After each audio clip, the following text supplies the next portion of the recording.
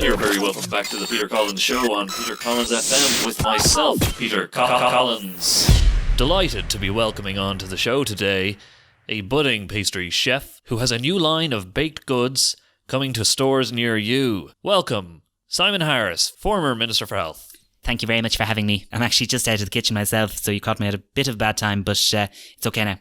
Go for it. Now, a lot of the Irish public would have looked to you as a beacon of hope during the COVID-19 crisis. What do you think of that assessment? Well, I think a beacon of hope might be a bit of an understatement, to be honest. Though we let Leo Varadkar talk about the beacons and of Gondor and all that. You can come up with a good speech there.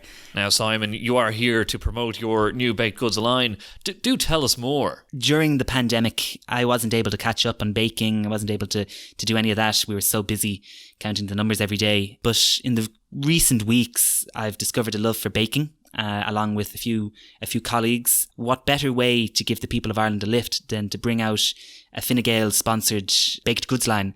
So we have Sticky Toffee Simon, we have Leo Meringue, and my personal favourite, Alan's Shattered Shortbread, which I think is going to be very popular.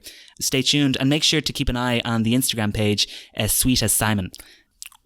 That is delightful. Is that the Alan Shattered Shortbread I'm having? Yes, very much like Alan Shatter himself, bursting with flavour. Now, turning our attention to politics briefly, there's been an awful lot of anger towards Stephen Donnelly. How do you think he's doing? I personally think he's doing a very good job. The fact that he's been able to say so much and, of course, do so little can only help Fine Gael in the polls, so I'm well behind him. And I believe, starting next Monday, right after the number of COVID cases are announced, he'll be informing us of the daily number of trampoline-related injuries and deaths.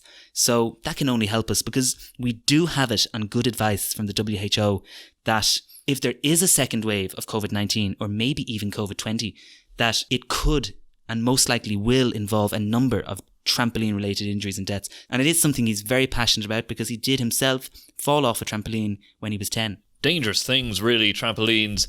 Do stay tuned next week for Trampoline Awareness Day. We'll have guest speakers on, and please don't forget to donate. Yes, and that's another initiative which has been fantastic. And this public spat between Dr. Tony Houlihan and Leo Varadkar, is this kids throwing their toys out of the pram, Simon, or would you like to comment? Look, I think given what we're all going through, we just need to get on with the job and put the differences behind us. There'll be tension and there'll be disagreements, but we all just need to get along and ultimately blame Stephen Donnelly. Simon Harris, everyone, former Minister for Health and current Minister for something, I'm not sure.